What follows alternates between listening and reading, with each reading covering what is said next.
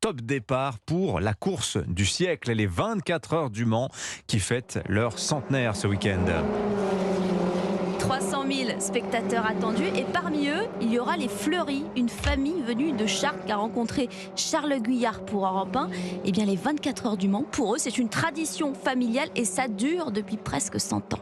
Le bruit, les odeurs, les couleurs des voitures. Et voilà pourquoi chaque année depuis 1957, Daniel n'a raté aucun 24 heures du Mans. Ça fait frémir ça. C'est son père, déjà spectateur dans les années 30, qui lui a transmis le virus, une passion ininterrompue même quand madame est arrivée. Quand je me suis marié avec Françoise, l'année des Matras. Oui, chez les passionnés, c'est ainsi, le palmarès du Mans est un pense-bête parfait et la fameuse Françoise d'ailleurs a dû s'adapter. La seule chose pour entrer dans la famille, il fallait aimer les 24 heures du Mans. Maintenant, j'aime. Et elle n'est pas la seule. Les enfants puis les petits-enfants ont pris le relais. Résultat, cela fait donc près d'un siècle que les Fleury campent au bord du circuit tous les ans. C'est une réunion familiale. C'est comme Noël pratiquement. Puis on mange bien aussi. Illustration avec Nicolas, c'est lui, l'aîné qui s'active au fourneau, enfin à la gazinière sous le Barnum. Ce soir, c'est un dos de cabillaud. Demain, c'est confit de canard. Et le dimanche, c'est la traditionnelle salade de riz. C'est pas mal, hein ? Génération après génération, la famille Fleury est donc l'un des symboles de ce centenaire, puisque c'est aussi par le public que vivent les 24 heures du Mans depuis 1923. Je pense que c'est une philosophie. Le Mans, Charles Guyard, Europe 1. Alors ne cherchez pas de place, c'est complet et c'est le cas depuis le mois de décembre. D'ailleurs, pour ce centenaire, Ferrari marque son grand retour, 50 ans qu'il n'avait pas participé à la course. Absolument, et c'est la voiture Ferrari numéro 50 qui partira en pole position demain. Exactement.